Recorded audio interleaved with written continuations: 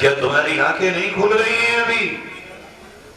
ہر ہفتے یا مہینہ کا زیادہ سے زیادہ اتر پردیش کا کوئی ضلع ایسا نہیں ہے جس میں ہر ایک مہینے میں ایک مسلمان لڑکی کسی غیر مسلم اور ہندو کے ساتھ اپنا مذہب چھوڑ کے نہ جا رہی ہے۔ کہاں ہو تم؟ کون سی دنیا میں جی رہے ہو؟ ایک طرف کہتے ہو نبی کے ماننے والے، ایک طرف بہنوں تم کہتی ہو کہ نبی کی محبت ہے ہمارے سینوں میں۔ اگر یہ محبت ہے تو تمہیں نیند کیسے آ گئی؟ تمہاری بہنیں مرتد ہوں، تمہاری بہنوں کا ایمان جائے، تمہاری ہی بہنیں اس صوبے میں اسلام چھوڑ رہی ہوں، تمہارے گھروں میں مذاکرے نہ ہوں، غور و خوض نہ ہو، مجلسیں نہ ہوں، تمہارے ہاتھ میں نوالا آتا کیسے ہے؟ حلق سے اترتا کیسے ہے؟ اس بات کے غور و خوض کے بنا کہ میری اور تمہاری بچی کل ایسا نہ ہو ایمان سے محروم ہو جائے۔ یہ بتاؤ اس بچی اور اپنی بچے کے ایمان کی حفاظت کے لیے کیا کرنا چاہیے ہم؟ میرے بھائیوں، یہ فکریں اور یہ غور ہمیں کو کرنا ہے، کوئی اور نہیں کرے گا۔ اگر ہم نے اپنے آپ کو دنیا کے حوالے کر دیا اور اپنے بچے اور بچیوں کی طرف سے بالکل بے فکر ہو گئے تو تم بے فکر ہو جاؤ، مگر شیطان تم سے بالکل بھی غافل نہیں۔ وہ جس کام کے لیے آیا، وہ جو مقصد لے کے آیا، وہ جس اس نے جو بیڑا اٹھایا کہ میں تمہارے بچوں کے سینوں سے ایمان کو کھرچ کے نکال لوں گا، وہ نہ بے فکر ہے نہ غافل ہے، تم چاہے کتنے ہی غافل کیوں نہ ہو جاؤ۔ آج یہ طے کرو یہاں کمائیں گے، مگر ایک ایسا نہ ہوگا کہ صبح سے رات کے 10 بجے تک ہم گھر سے باہر ہوں اور ہمیں یہ پتہ ہی نہ ہو ہماری بچی کہاں جا رہی ہے اور بچہ کہاں جا رہا ہے۔ دیکھو یہ مظفر نگر ہے تمہارے قریب، وہاں پہ ابھی 1 مہینہ نہیں ہوا، ایک مسلمان کے کالج میں پڑھنے والی برقع پہننے والی بچیاں وہاں کیفے میں گئی، وہاں مساج سینٹر میں گئی اور سب کی سب غیر مسلموں کے ساتھ پولیس کے ہتھے چڑھی اور ان سب کی ویڈیو بنی اور منظر عام پر آئی۔ مگر میں کیا کہوں، ابھی بھی مسلمانوں کی آنکھیں نہ کھلی۔ کیا یہ نہیں ہو سکتا کل میری اور تیری بچی یا بچہ وہاں پہنچے، کل میری تیری بچی پہ یہ آنچ آئے؟ یہ آگ ہے، بجھا سکتے ہو تو بجھا لو، ورنہ تمہارے ایک ایک گھر کو جلا کر کے راکھ کر دے۔ چاروں طرف تمہاری میری بچیوں کے سینوں سے ایمان کو کھرچنے کی کوشش کی جا رہی ہے۔ ابھی سوہارے میں ایک لڑکی کا واقعہ وہاں کے علماء نے مجھے بتایا کہ ایک لڑکی جو دیندار پڑھی لکھی اور نمازی، اس کے ساتھ ایک غیر مسلم لڑکے نے اس طرح رابطہ کیا کہ میں مسلمان ہونا چاہتا ہوں، اسلام قبول کرنا چاہتا ہوں، اور آپ کو کتنا بڑا ثواب ملے گا اگر میں اسلام قبول کر لوں۔ اور اس نے جھوٹ بول کر اسلام قبول کیا۔ پھر وہ بچی بغیر بتائے اس جذبے میں کہ ایک میں تو مسلمان بنا رہی ہوں، جنت کا ٹکٹ مل جائے گا مجھے، کورٹ میرج کر لی۔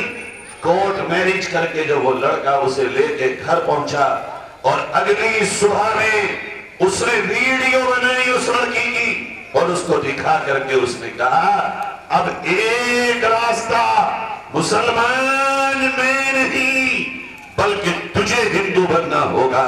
وہ لڑکی جو قرآن پڑھی بھی تھی، نمازی تھی، دیندار بھی تھی، جھانسے میں آ گئی اور اب اتنی ڈپریس ہوئی، اتنی خوف زدہ ہوئی، آخر اس نے جا کے مندر میں اسلام کو چھوڑا اور دوسرے مذہب کو قبول کیا۔ اس سے بڑی بغیرتی یہ کہ پورا قصبہ سوتا رہا، اس کا خاندان دیکھتا رہا اور اس کا آنا اور جانا قصبے میں لگا رہا۔ ارے پہلے تو مسلمانوں میں یہ غیرت ایمانی اور یہ جذبہ عشق و محبت نبی سے تھا کہ اگر بچی اپنی مرضی سے کسی مسلمان سے گھر سے بھاگ کے شادی کر لیتی تھی، گھر والے ہمیشہ کے لیے اس کے راستے بند کر دیتے تھے.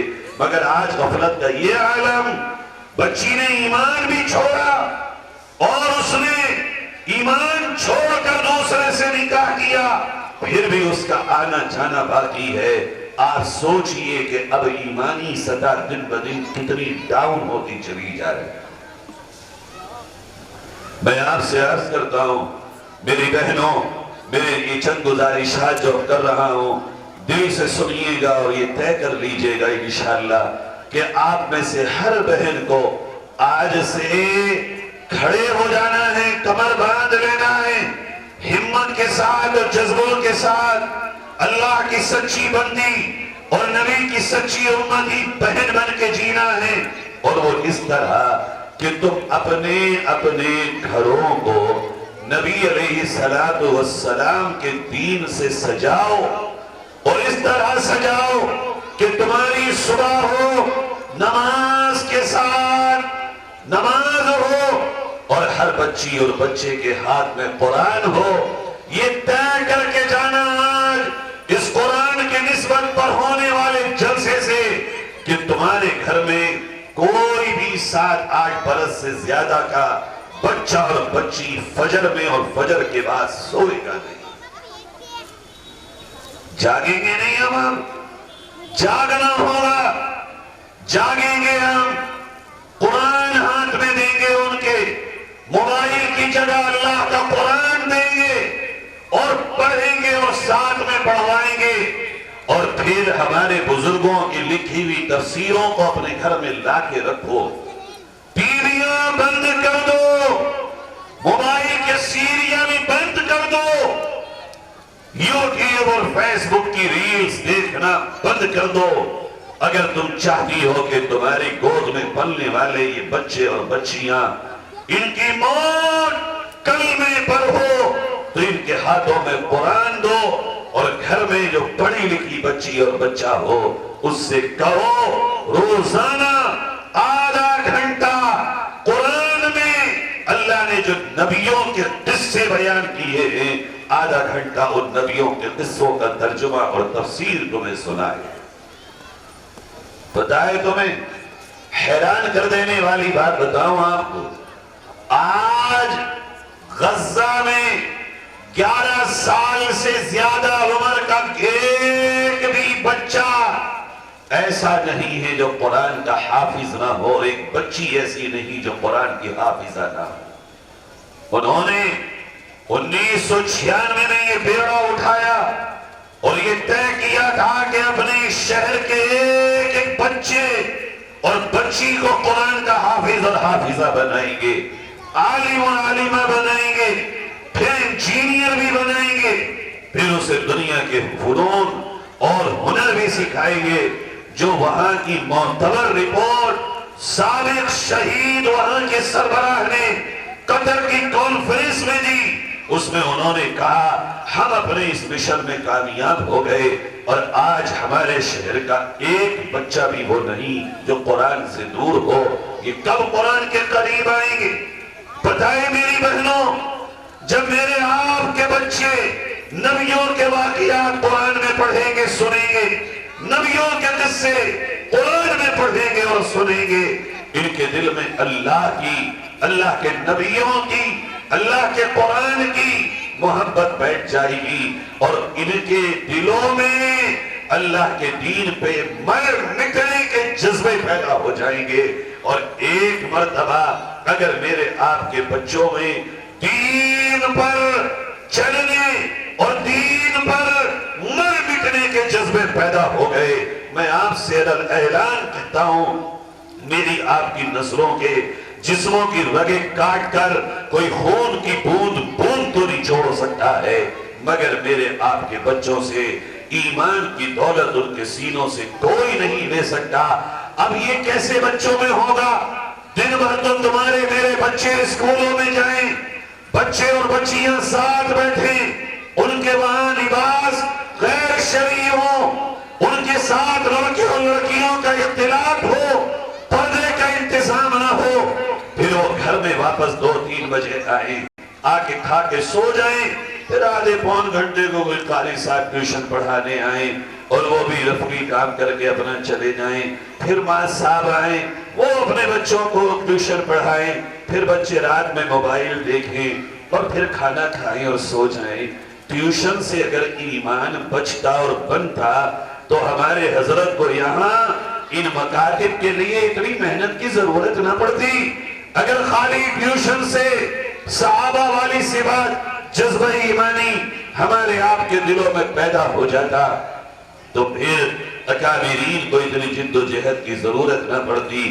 میں بڑی جرأت کے ساتھ ایک بات کہنے چلا ہوں آپ سے، اگر ایمان بچانے کے لیے یہ دنیا کی تعلیم چھوٹ رہی ہو اور بچے میرے تمہارے دنیا کی تعلیم سے محروم ہو رہے ہوں، بالکل سپوز کر لو ایمان بچتا ہو مگر تعلیم نہ ملتی ہو، دنیاوی اسکول کی اور یونیورسٹی کی تعلیم نہ ملتی ہو مگر ایمان بچتا ہو، میں بڑی جرأت کے ساتھ کہہ رہا ہوں اپنے بچوں کو جاہل رکھنا گوارا کرنا مگر ایمان سے خالی اپنے بچوں کی پرورش کرنا گوارا مت کرنا۔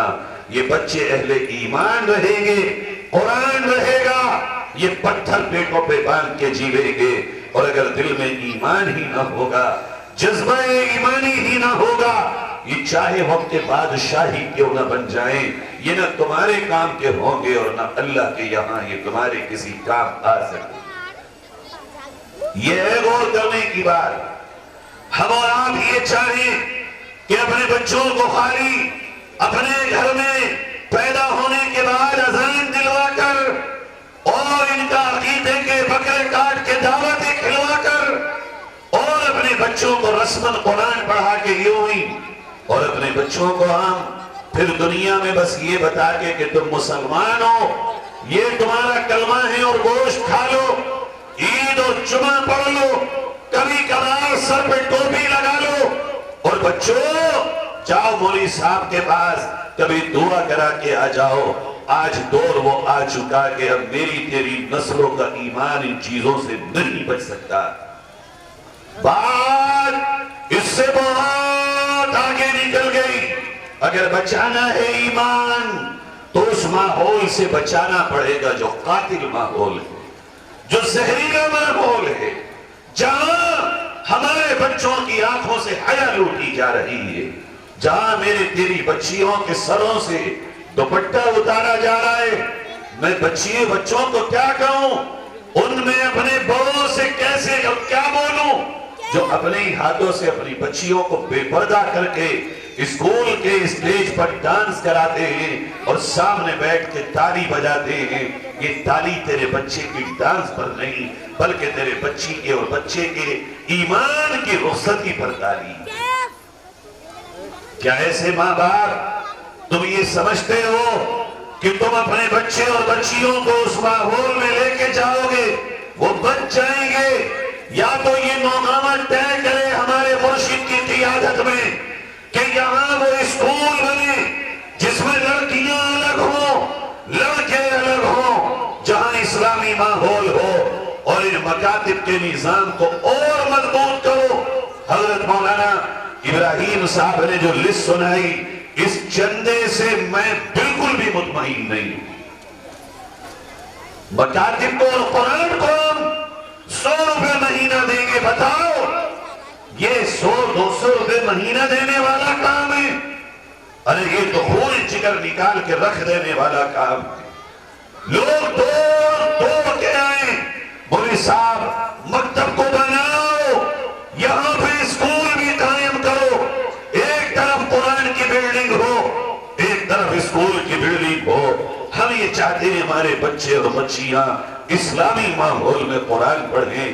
اس کے لیے خالی یہ کہہ دینا کافی نہیں ہوگا کہ علماء تم آگے بڑھو، کہ قوم کے فرد کو آگے بڑھنا ہوگا، اور وہ یہ کہے آ کر میرا 200 گز کا پلاٹ ہے، میں غزہ والوں کی سنت کو زندہ کرتا ہوں، 100 گز کا پلاٹ بیچ کر جو میں نے اپنے بچے کی شادی کے لیے رکھا تھا، اب میں شادی سنت کے مطابق کروں گا۔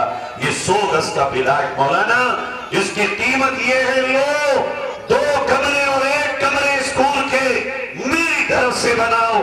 کوئی اور آئے اور وہ یہ کہے مولوی صاحب میرے پاس 50 بیگھہ زمین تھی، یہ میں نے اپنی اولاد کے لیے رکھی تھی، مگر غزہ والوں نے مجھے سبق دیا کہ لٹانا ہی در حقیقت سب کچھ اللہ کی راہ میں یہی ہے محبت رسول۔ یہ 20 بیگھہ جگہ میں نے دی، تم چاہو غلے دو، تم چاہو آمدنی میں سے 100 50 500 دو۔ قوموں میں انقلاب اس طرح نہیں آتا، انقلاب آتا ہے اپنے سینے میں جس چیز کا درد تم نے چھپا رکھا ہو اسے بھی نکال کے اللہ کے لیے پیش کر دو، اس طرح انقلاب آئے گا۔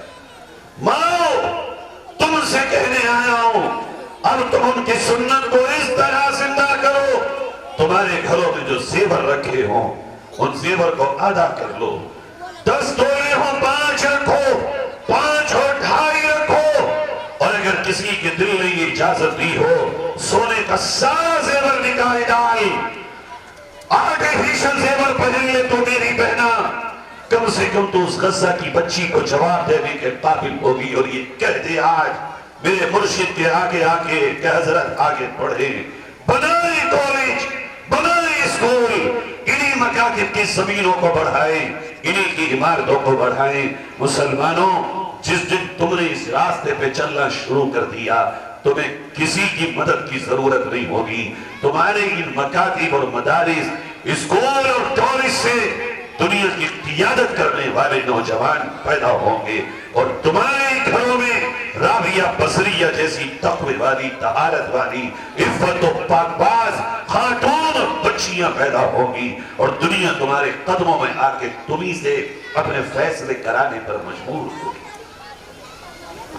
مانو یا مت مانو اس دیوانے کی باتیں، کہہ دینا بڑے جذبات میں کہہ کے گیا تھا، مگر یا تو اپنی زندگی میں موت سے پہلے سمجھو گے یہ بات، حالات سمجھائیں، یا تمہارے میرے مرنے کے بعد اس غفلت کا خامیازہ تمہاری اور میرے یہ نسلیں بھگتے گی۔ دیکھو میں تم سے پھر کہہ رہا ہوں، آج کل یہ اب ضروری نہیں ہے کہ بنے ہوئے مکان کو کب مسمار کر دیا جائے، کس کے بزنس کو کب سیل کر دیا جائے، کس کی زمینوں کو کب چھین لیا جائے، آج کل تو غیر یقینی کیفیت ہے۔ اس وقت کے آنے سے پہلے قدم بڑھاؤ۔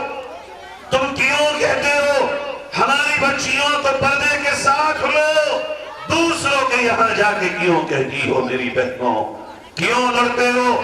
امروہہ کے اس اسکول میں جس کے پرنسپل نے میری اس بہن کو اور اس کی بچے کو کیا کیا نہ کہا، لوگوں نے یہ تو کہا مقدمہ کریں گے، مگر اے امروہہ ضلع کے مالداروں تمہاری غیرت کو میں کوئی لفظ دینے تیار نہیں ہوں۔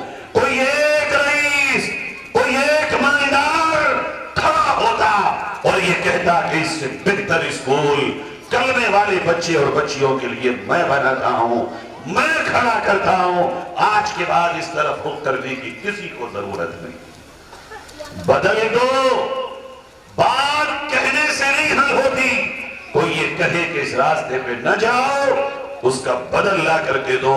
کہ امروہہ ضلع میں مراد آباد اور رامپور میں مالدار نہیں ہے، میں ناموں کے ساتھ ایسے مالداروں کو جانتا ہوں کہ جو ایک آدمی اس سے کئی گنا بہتر اسکول اسلامک ایٹماسفیئر میں کھڑا کر سکتا ہے، مگر یہ دولت کی محبت نے دنیا میں گھر کر لیا ہے۔ یہ دولت ہمیں یہ بتا رہی ہے کہ سب کچھ دنیا ہی ہے، 1 منٹ میں ہیرو زیرو بن جاتا ہے، یہاں 1 منٹ لگتا ہے، آج انسان کچھ ہے اور کل کچھ ہوگا۔ اس وقت کے آنے سے پہلے ہوش کے نام بھول لیجئے۔ اللہ نے قرآن میں کہا، او لوگوں وہ جو دنیا میں یہ سمجھتے ہیں بلڈنگ والے کامیاب، دولت والے کامیاب، عہدے والے کامیاب نہیں، ارے کامیاب تو وہ ہے جس نے دنیا میں رہ کر خود کو جہنم سے بچا لیا، اور جنت کا حقدار بنا لیا، یہ ہے کامیاب۔ رہی دنیا، یہ تو دھوکے کا گھر ہے۔ پیاری بہنوں، پیارے بھائیوں، آج آپ سے درخواست درد کے ساتھ کر رہا ہوں، اس دنیا میں رہ کے جنت کماؤ، قرآن سے جڑو۔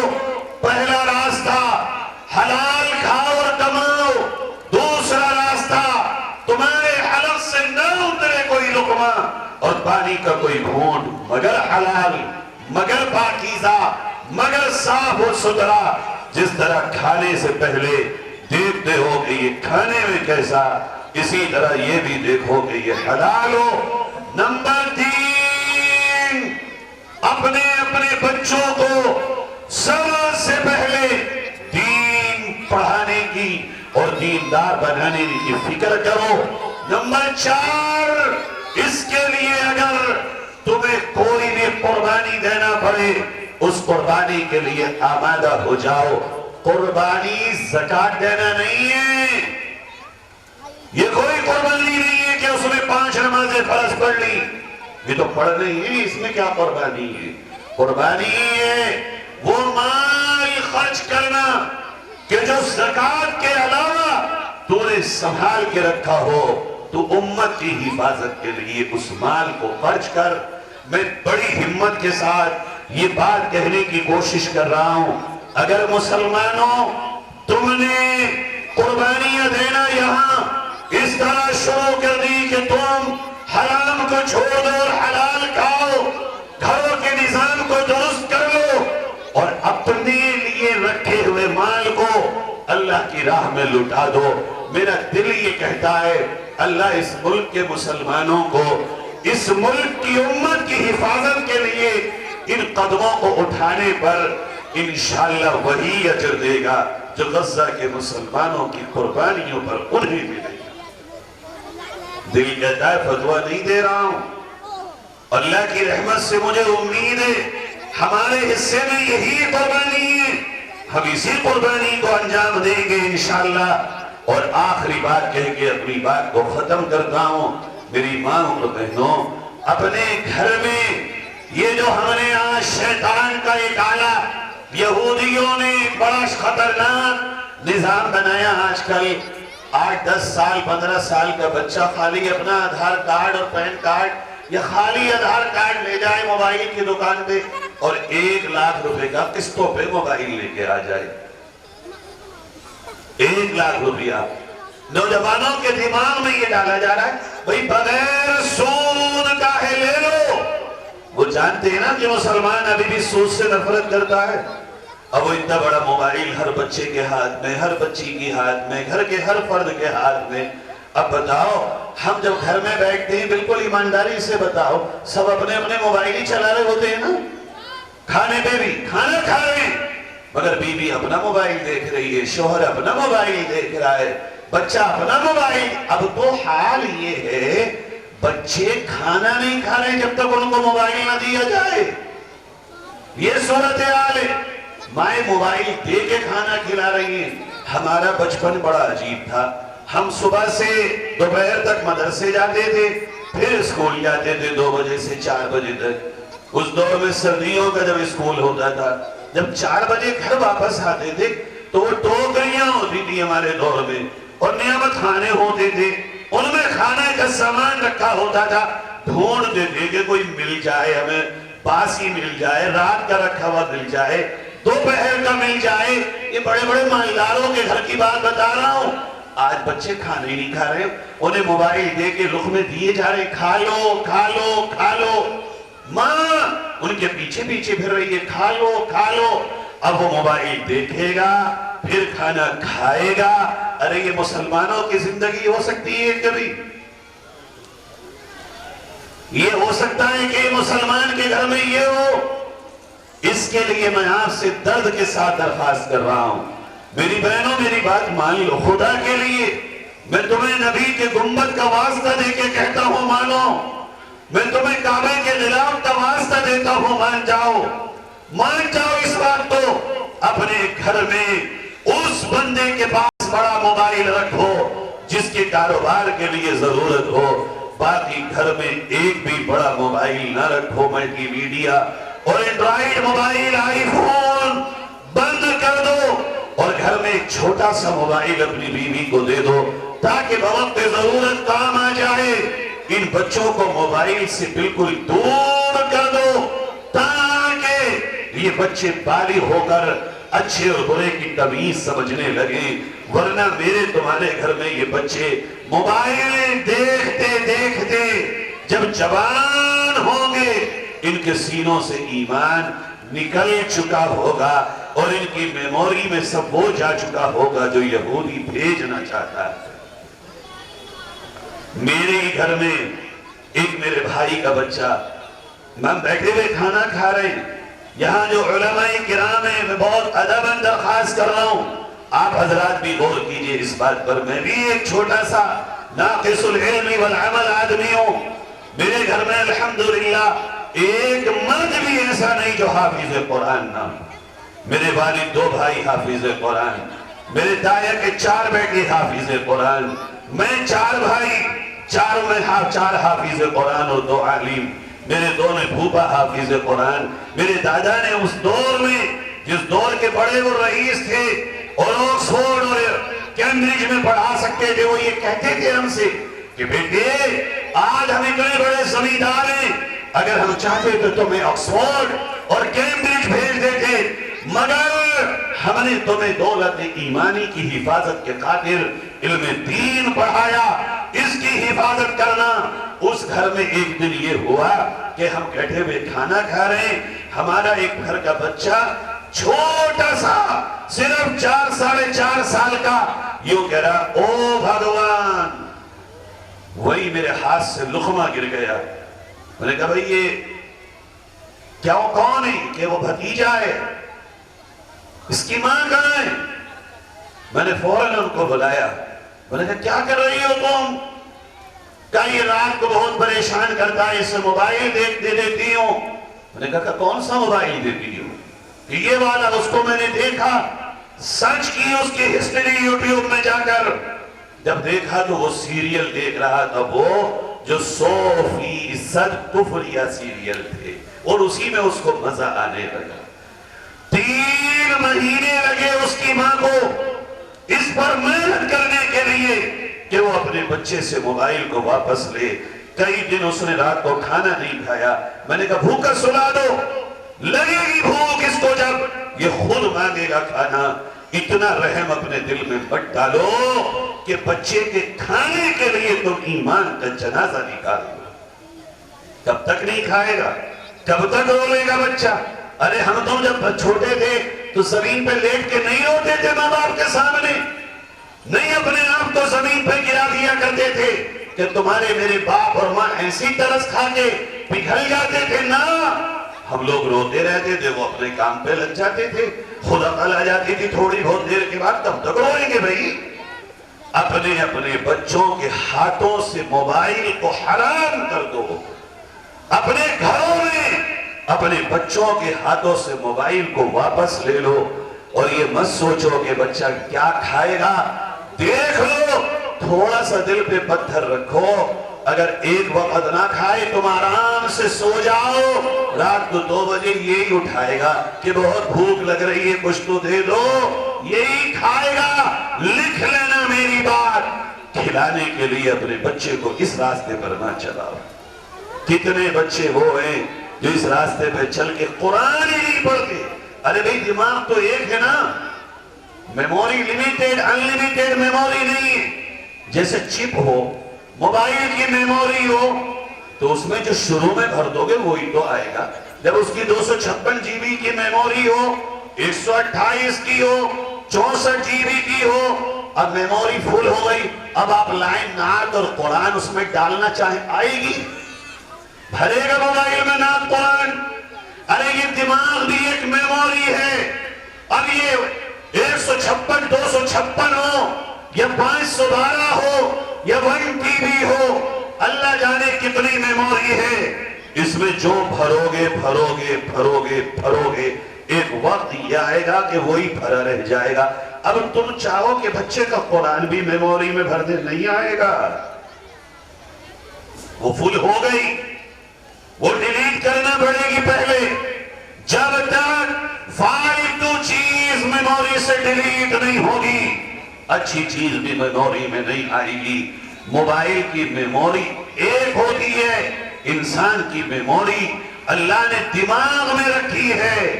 یہی وجہ ہے آج بھولنے کی بیماری بڑھتی جا رہی ہے. کیوں؟ اس لیے کہ چیزیں دیکھی انگنت رہے ہیں ہم، انگنت چیزیں نگاہوں سے گزر رہی ہیں. کیا یاد رہے گا؟ پہلے لمیٹڈ چیزیں ہماری نگاہوں سے گزرتی تھی، لوگوں کو مہینوں مہینوں گزری ہوئی باتیں یاد رہا کرتی. میڈیکل سائنس نے اس بات کو پروف کر دیا، آنے والے وقت میں لوگوں کی میموری فالٹ ہونا شروع ہو جائے گی، اس لیے کہ وہ ہر آدھے گھنٹے پہ نئی چیز دیکھ رہے ہیں. یہ ہٹایا اب یہ والی ویڈیو، اب یہ ہٹایا یہ والی ویڈیو. پہلے یہ ہوتا تھا فوکس ہوتا تھا کئی کئی دن تک ایک ایک بات پہ، ایک ایک عنوان پہ، ایک ایک مضمون پہ، ایک ایک ٹاپک پر فوکس ہوتا تھا، جس کی وجہ سے بچوں میں بڑوں میں گہرائی اور گہرائی آتی تھی اور افہام و تفہیم کا مادہ پیدا ہوتا تھا اور چیزوں میں بچوں کو مہارت پیدا ہوتی تھی. میری بہنوں اور بھائیوں، آپ سے امید کر کے رخصت ہوتا ہوں کہ انشاءاللہ ہم اور آپ قربانی دینے کے لیے تیار ہیں بھئی تیار انشاءاللہ. سارے مسلمان یہاں جتنے مرد عورتیں بیٹھے ہیں میں بھی تیار ہوں انشاءاللہ. آپ بھی ہاتھ اٹھا کے ارادہ کریے آپ بھی تیار ہیں انشاءاللہ. جس کے حصے میں جو جو قربانی ہے وہ ہم سب قربانیاں دیں گے. اللہ تعالی ہمارے مرشد و مربی کی عمر میں برکت عطا فرمائے، ان کا سایہ امت پہ دراز فرمائے. رب تعالی ان کے فیوض و برکات سے ہمیں زیادہ سے زیادہ فائدہ اٹھانے کی توفیق عطا فرمائے. میں مبارکباد دیتا ہوں حافظ شریف صاحب کو، مولانا ابراہیم صاحب کو.